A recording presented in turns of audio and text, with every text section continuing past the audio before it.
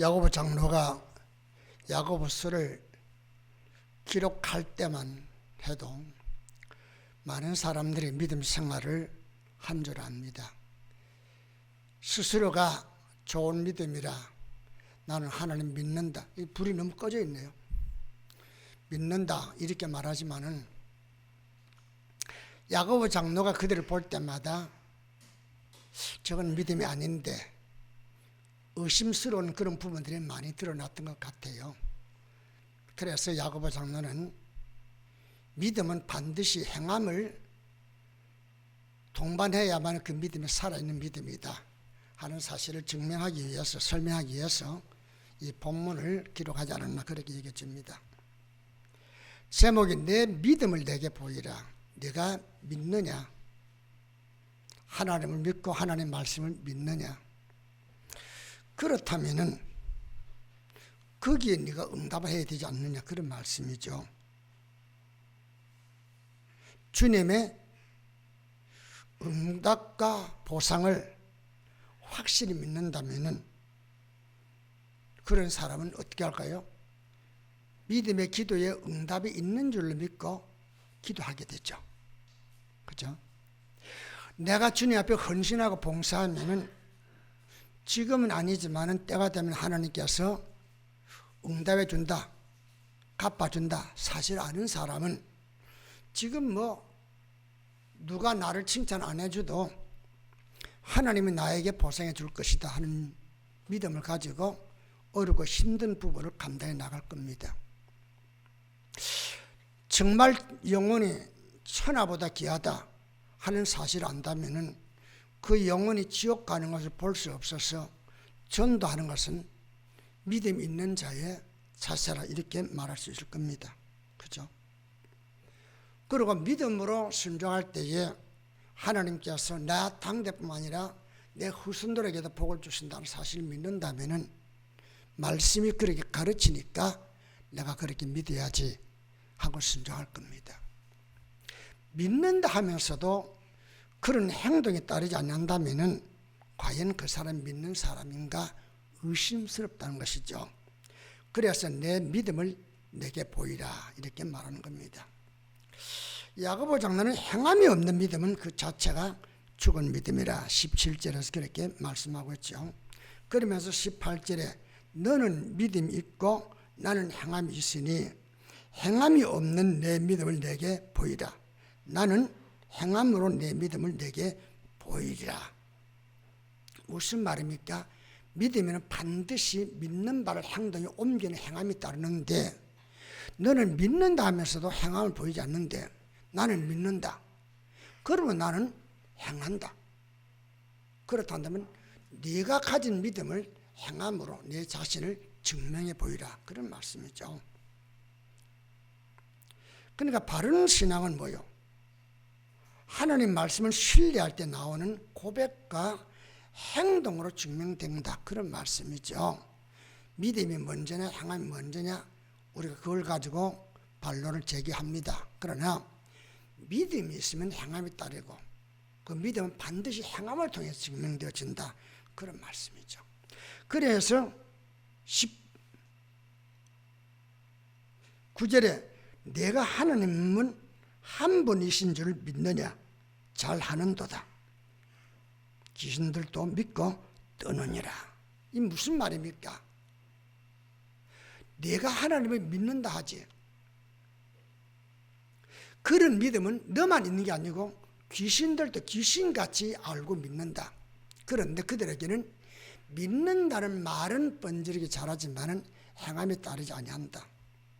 알기만 하고 행함이 없다면은 귀신들이 가지고 있는 그 수준의 믿음이지 결코 생명력 있는 하나님이 기뻐하는 그런 믿음이 될 수 없다. 믿음이 없이는 하나님을 기쁘시게 할 수 없다 그랬으니까 이 하나님 기쁘게 할 수 있는 믿음은 뭐예요? 행함으로. 그래서 히브리서 11장 1절 마지막 절까지 계속 믿음으로 이러면서 설명하는 걸 볼 수 있습니다. 우리가 믿어 구원을 얻고 하나님을 영화롭게 할 수 있는 그 믿음은 언제나 성경이 제시하는 바를 고백하게 되죠. 이 고백은 우선 내가 하나님의 말씀을 듣고 알아야 고백되죠. 그래서 믿음은 들음에서 나며 들음은 그리스도의 말씀으로 온다고 그렇게 말씀하였습니다. 그죠? 그러니까 먼저 고백은 해야죠. 그러기 위해서는 지적인 믿음이 있어야 됩니다. 알아야 되죠. 그런데 아는 것을 수십 번 고백해도 믿는 바를 행동에 옮기지 못한다면 그 믿음은 죽은 믿음이요 어떤 결과도 가져올 수 없다는 것이죠. 예수를 믿으면 구원 얻는다. 그건 내가 알고 있습니다. 그런데도 내가 믿기 싫어서 안 믿는다면은 예수 그리스도가 우리 인생을 구원한다는 사실을 믿는 그 믿음이 내가 그 말씀을 받아들이지 않고 행동 옮기지 않는다면은 그 믿음이 무슨 내게 유익이 되겠느냐 그런 말씀이죠. 그래서 야고보 장로는 내가 만일 믿음이 있노라면서 행함으로 자신의 믿음을 인정받지 못한다면은 그 믿음은 지식적인 것이지 믿음이 아니다. 그렇게 결론을 내립니다. 살아있는 믿음으로 하나님의 인정을 받는 그런 사람이 되어야 되겠는데 성경을 읽다가 보니까 제가 이제 금년에 성경을 일독을 이제 어제로 다 읽었어요. 읽는데 새롭게 읽겠습니다만 읽다 보니까 이 사람의 믿음, 저 사람의 믿음, 이 사람의 믿음의 표현은 다르지만은 이들이 가지고 있는 믿음의 특색이 있구나. 그래서 성경 인물들을 살펴보면서 은혜를 받고자 합니다. 첫 번째가 어떤 경우에도 하나님을 신뢰하는 노아의 믿음입니다. 자, 창세기 6장을 보시죠. 6장 6절에 5절에서 6절 한번 읽어보겠습니다. 시작. 이르시되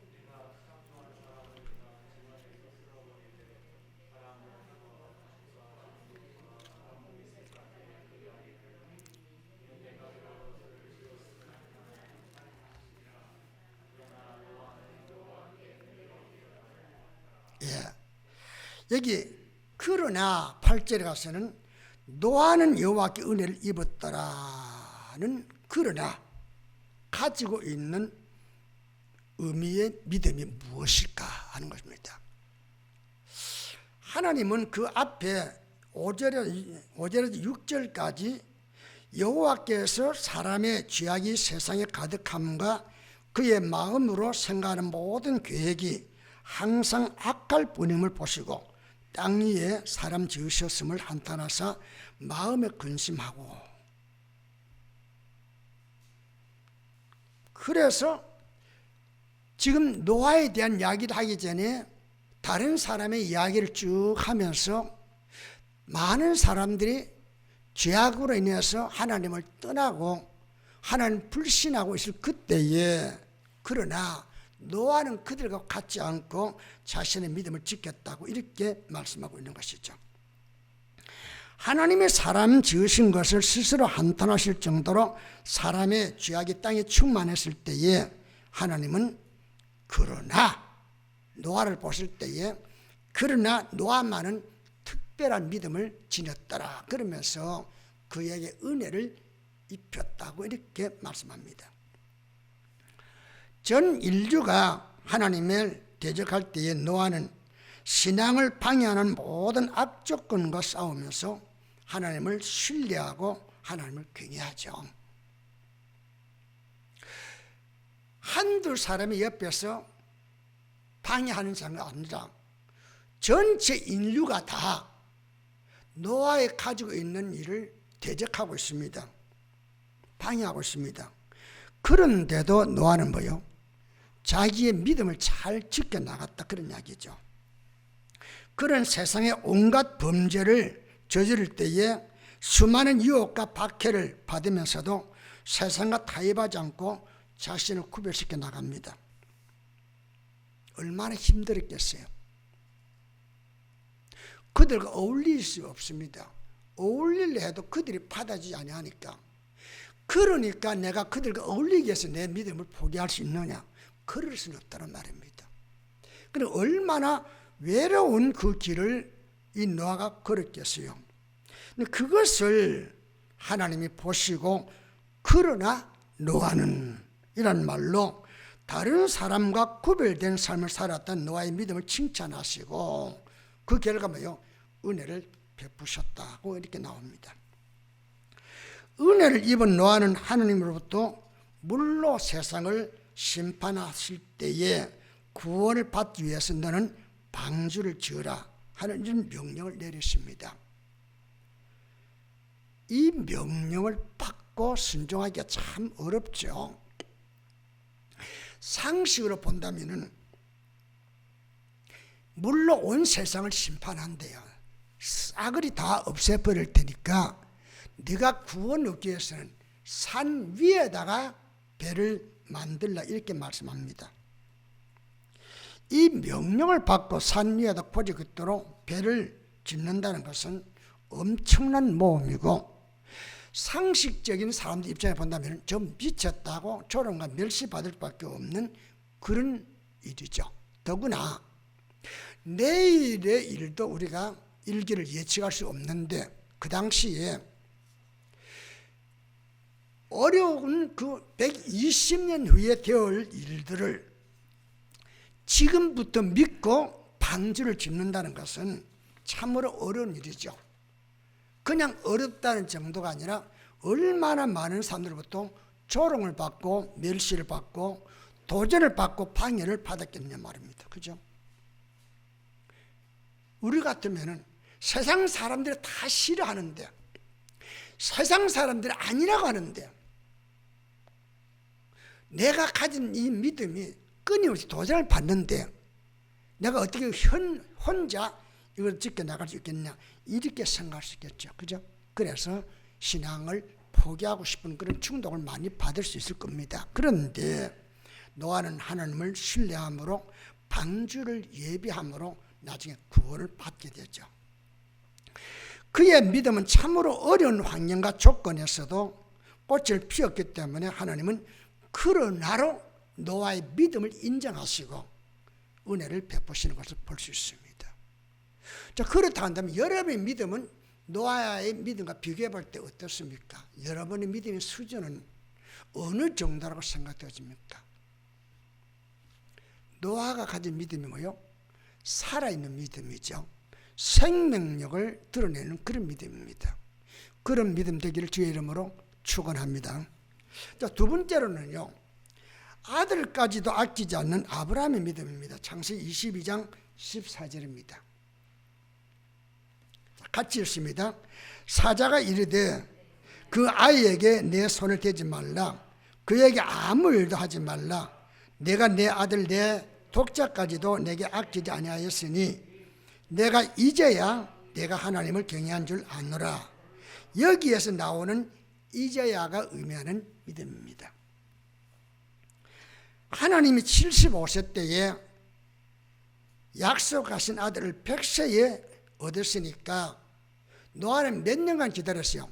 25년 동안 하나님의 약속을 붙들고 있었습니다. 말이 25년이지. 지금 이 아브라함이 하나님의 약속을 받을 때가 75세였습니다. 그의 부인은 65세였고 그럼 25년간 기다렸다는 말은 뭐예요? 100세가 되어서 응답받았는데 그 기간이 결코 짧은 기간이 아니죠. 그 기간 동안 그가 약속을 붙드는 그 믿음을 지킨다는 것이 얼마나 힘들겠어요. 스스로가 시험 받기를 과연 믿을 수 있겠는가? 아니 그래도 75세 같으면은 그래도 행여나 아들을 낳을 수 있는 기대감이라도 있지만은 내 육체가 지금 노쇠되어서 아들을 생산할 수 있는 모든 기력을 상실해 버렸는데 어떻게 그냥 믿고만 있을 수 있겠냐 이런 생각이 들지 않았겠어요. 그러니까 끊임없이 뭐요 25년의 세월은 자기의 믿음이 시험을 받고 도전받는 그런 기간이었습니다.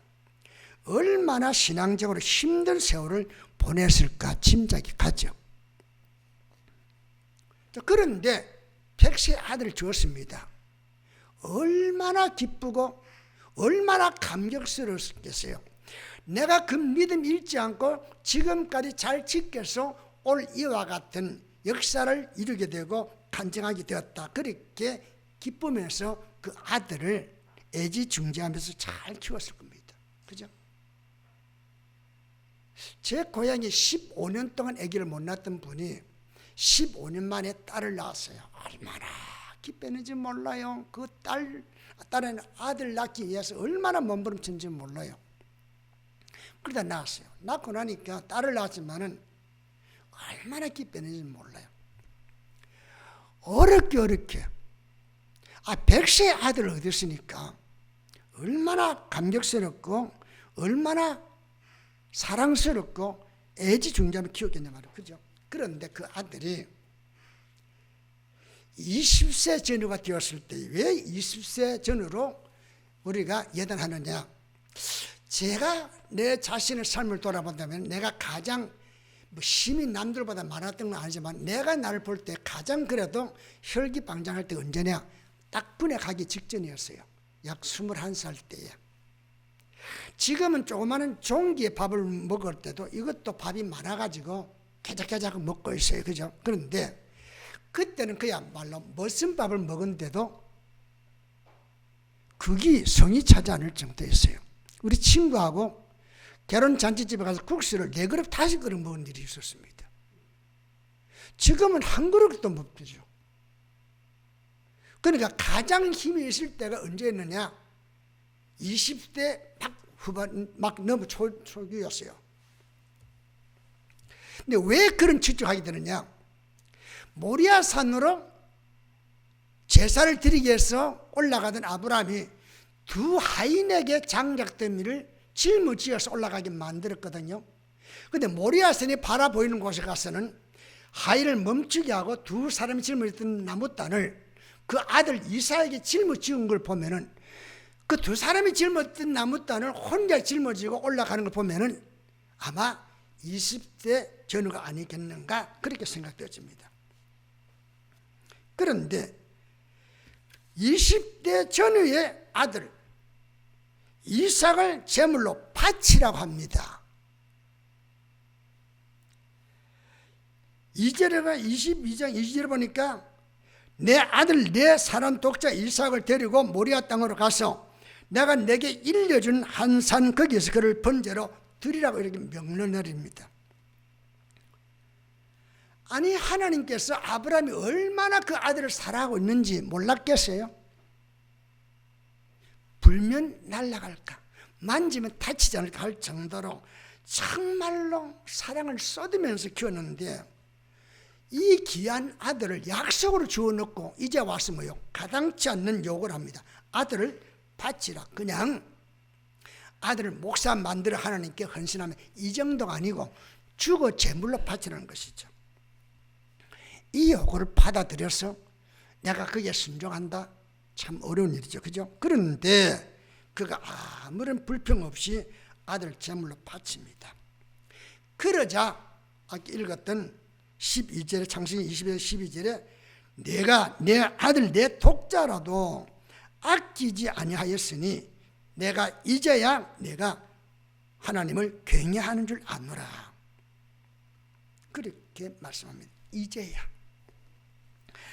아브라함은 자기의 모든 소유가 하나님의 것임을 믿었기에 아들까지 희생하는 결단을 내리는데 그냥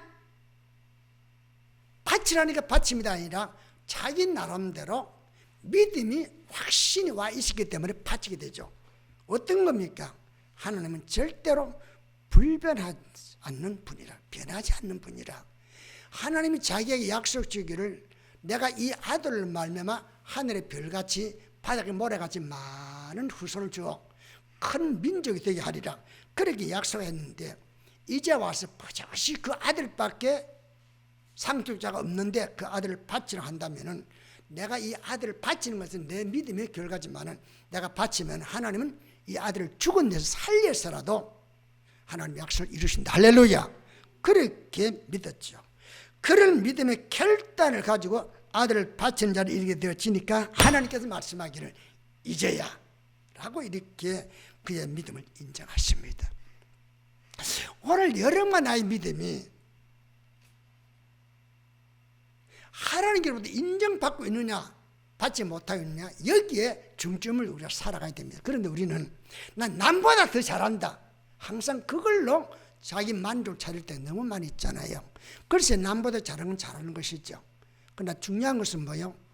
교회가 나를 인정하는 것도 잘하는 것이고, 남들은 나를 인정하고 내가 내 스스로 말하기를 나는 믿음이 괜찮다 이렇게 말하는 것도 좋지만은, 그보다 더 중요한 것은 하나님께서 인정하느냐가 중요하다는 것이죠. 여러분도 어떻게 여러분의 삶을 하나님께 들는지 모르지만은 하나님께로부터 이제야라고 하는 인정서를 받을 수 있는 그런 믿음 되기를 주의 이름으로 축원합니다. 그런데 세 번째로는요, 죽음도 사양하지 않는 다니엘의 믿음입니다. 다니엘서 6장 10절에 있는 말씀입니다. 같이 읽습니다. 시작. 다니엘이 이 조세에 왕의 도장이 찍힌 것을 알고도 자기 집에 돌아가시는 윗방에 올라가 예루살렘으로 향한 창문을 열고 전에 하던 대로 하루 3번씩 무릎을 꿇고 기도하며 그의 하나님께 감사하였더라.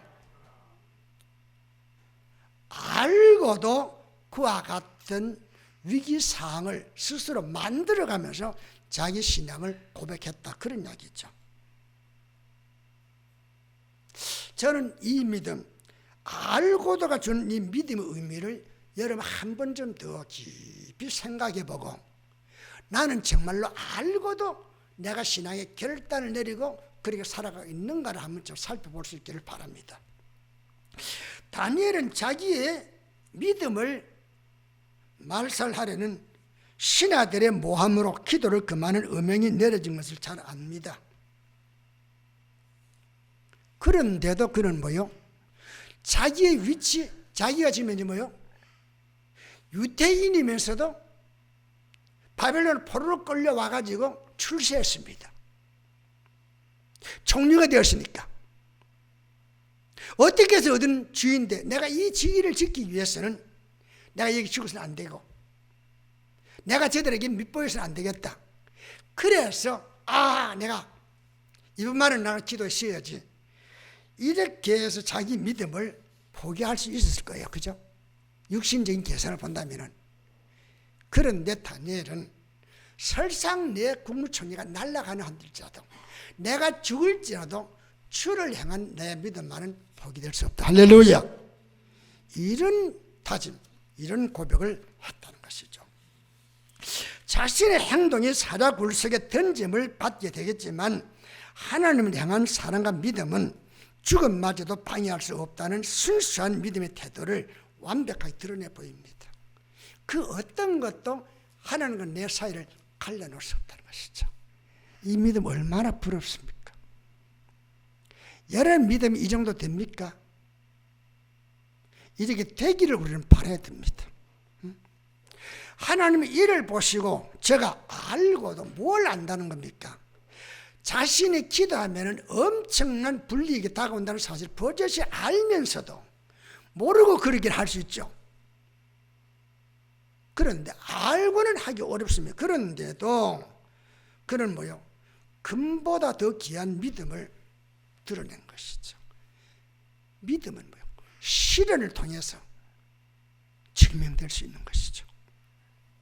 그는 자기를 해치려는 신하들의 관계임을 알지만은 왕께 자신의 억울함을 호소하거나 생명을 보존하려고 세상과 타협하지 않고 기꺼이 죽음의 길을 선택합니다. 나중에 이 사실을 알고 난 뒤에 느부갓네살 왕이 뭐라고 합니까? 내가 속았구나. 신하들이 나를 위한다고 조서를 꾸밀 때에 난 멋모르고 그냥 왕인을 직위를 찍었는데 이것들이 내가 사랑하는 다니엘을 주기 위해서 이와 같이 간계를 썼구나. 그러나 뭐요? 이미 왕이 어명으로 발표했기 때문에 취소할 수 없어서 다니엘을 사자굴 속에 집어넣으면서 왕이 외친 말이 뭡니까? 다니엘아, 너가 믿는 하나님이 너를 구원할 것이다. 이렇게 할 정도로 아끼면서 사자굴 속에 집어던졌습니다. 이 믿음이 어떤 믿음이에요? 아가서 8장 6절에 보면 너는 나를 도장같이 마음에 품고 도장같이 팔에 들어 사랑은 죽음같이 강하고 질투는 수월같이 잔인하며 불길같이 일어나니 그 기세가 여호와의 불과 같으니라는 말씀처럼 다니엘이 가진 하나님을 향한 사랑과 믿음은 죽음보다 더 강한 믿음이었다는 것이죠. 그러니까 사자가 어른돼도 양보될 수 없는 믿음이죠. 자, 6.25 같은 일이 절대로 일어나서 안 됩니다. 그러나 우크라이나 같은 그와 같은 일이 우리에게 일어났다 할 때에 만약에 공산군들이 와가지고 총칼을 들이대면서 너 믿을래 안 믿을래 할 때 어떻게 하겠냐, 그죠? 자신 있습니까? 전 자신 없어요.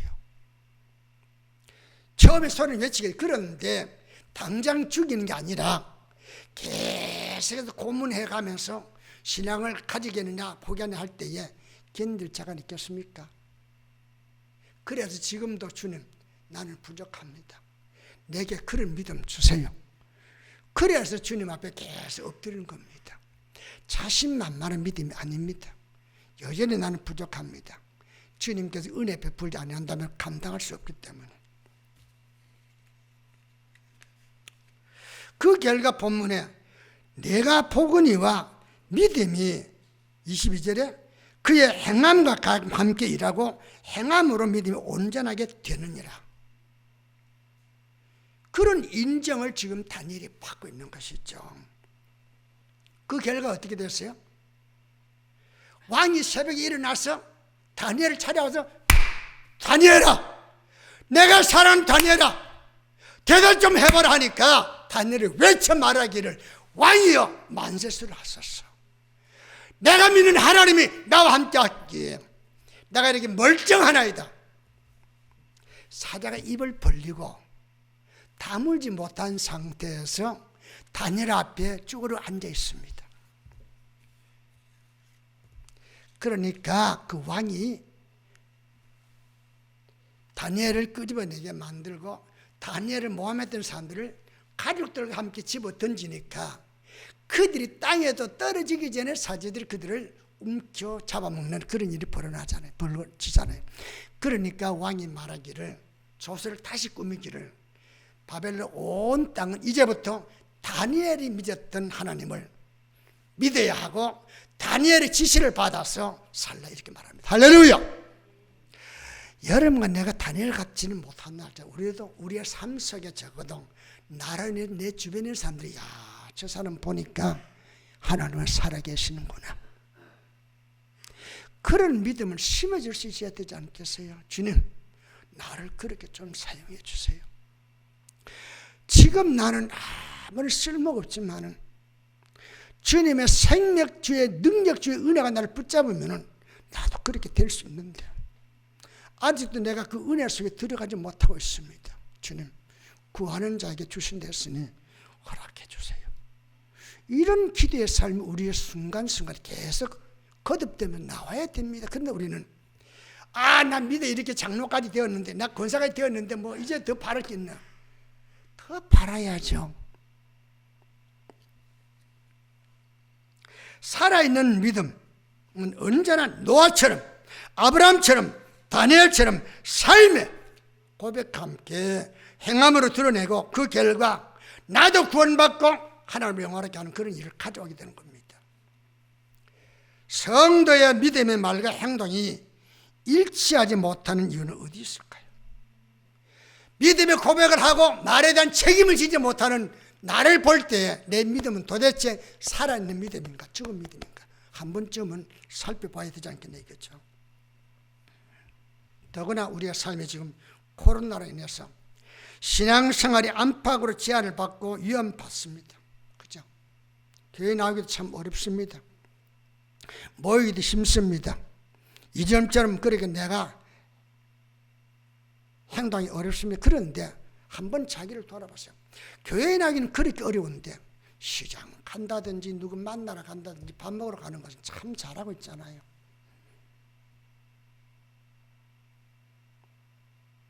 그런데 왜 교회에 유독 나오는 것만은 이렇게 제한을 받느냐 말입니다. 물론 조심해야 됩니다. 나만 아니고 내 주변에 있는 사람들에게 피해를 줘서 안 되기 때문에 내가 약도 맞아야 되고 내가 조심해야 되죠.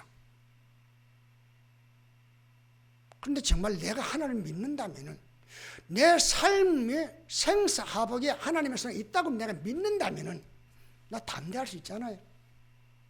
그 담대하지 못한 이유는 어디 있는지. 오늘의 믿음의 동력과 추진력을 내 안에 찾아볼 수 없다고 한다면 무엇을 내가 말하고 있나요? 죽은 믿음이거나 아니면 병든 믿음이 아닐까 심히 걱정스럽습니다. 기껏해야 우리 믿음이 귀신이 하나님을 알고 떤다고 하는 그 정도의 믿음으로 끝난단 말입니다. 그게 과연 구원을 얻을 수 있을까요? 지난주에 목사님께서 어떤 큰아버지 장로님과 조카에 대한 이야기 했습니다. 제가 결정 내리기는 어렵습니다만은 과연 그 교회로부터 유명한 장로님이 구원받았을까 의심이 갑니다. 세상 사람들이 다 하나님을 배반하고 떠날지라도 나만은 그럴 수 없다는 노아에 걸어나가주는 믿음, 한번 조용히 한번 살펴보시기 바랍니다. 그런 나의 믿음이 주는 의미가 무엇인가? 독생지를 제물로 바치라는 요구에 여호와를 신뢰함으로 외아들까지 제물로 바치는 아브라함의 이제야가 주는 믿음의 의미를 한 번쯤은 살펴보시기 바랍니다. 오명을 거절할 정도로 하나님의 뜻을 온전히 사랑했던 다니엘을 알고다가 주는 믿음의 의미가 우리가 본받아야 할 살아있는 믿음의 표본이라 한다면 오늘 이 말씀 들은 여러분은 계속해서 그러나 이제야 알고도 그래서 우리의 믿음을 우리가 꼭 그렇게 살아가지 아니한다 할지라도 적어도 나는 그렇게 살아야 되겠다라고 하는 그런 마음 가지고 나아가야 되지 않겠느냐 그런 말입니다. 사랑하는 성도 여러분, 내가 여러분에게 여러분의 믿음을 한다면은 여러분의 목사님은 어떠냐 이렇게 말할 것 같아서 자, 우리의 믿음은 살아있는 믿음입니까? 죽어있는 믿음입니까? 물론 우리가 남들처럼 주일 성수 잘합니다. 11조 상을 잘합니다. 그 나름대로 기도도 하고 전도도 합니다. 헌신도 하고 봉사도 합니다. 다 중요합니다. 물론 이것이 어느 정도 믿음에 있기 때문에 나타나는 양상이죠. 그러나 아무리 그것이 교회가 인정하고 내 자신 스스로 자랑할 수 있는 것일지라도 하나님께서 보실 때에 그러나 이제야 알고더라고 인정해 줄 수 있는 그런 믿음이 아니라 한다면은 그 믿음은 쭉정이 종교인임을 잊어서는 안 된다는 것이죠. 내 믿음을 내게 보이라. 제가 여러분 하는 말씀이 아니라 하나님께서 여러분에게 개개인이 묻습니다. 내가 정말 나를 믿느냐? 하나님 말씀 믿느냐? 그렇다면 내 믿음을 내게 보이라. 지금도 말씀하고 있습니다. 이 말씀 마음에 잘 생겨서 앞으로의 믿음의 생활에 좋은 열매 맺을 수 있기를 주의 이름으로 축원합니다. 기도하겠습니다. 하나님, 우리가 세례받고 교회에서 인정받아 직분도 받아서 누가 보든지 우리 믿는 자입니다. 그래서 나는 예수를 잘 믿는 자로 스스로 자부하며 살아갑니다. 그런데 내 삶을 내가 조용히 객관적으로 살펴본다면 내가 믿는 건 사실이지만 하나님 말씀대로 순종하지 않고 있다고 한다면 입에 발린 말뿐이지 생명이 없는 믿음입니다. 생명이 없는 믿음을 수백 번 내가 고백하고 다짐하고 선전한다 할지라도 결국 구원을 받을 수 없고 하나님께 영광 돌릴 수 없는 그런 쭉정이 믿음으로 남게 되는데 오늘 야고보 장로는 우리에게 말하기를 내가 믿음이 있느냐? 그렇다면 내 믿음을 행함으로 드러내 보이라 말씀했는데 우리 자신이 믿음 생활을 하고 있는 신자를 한다면 거듭나서 하나님의 자녀가 되고 성도가 되었다 한다면 적어도 우리의 말과 우리의 행동은 믿음의 소산이 되어야 되겠고 열매를 맺어야 될 줄로 믿습니다. 오늘 말씀 들은 모든 성도들에게 그런 믿음으로 발전할 수 있도록 오늘 이 말씀으로 우리 온 성도의 삶을 붙잡아 주옵소서. 예수님 이름으로 기도합니다. 아멘.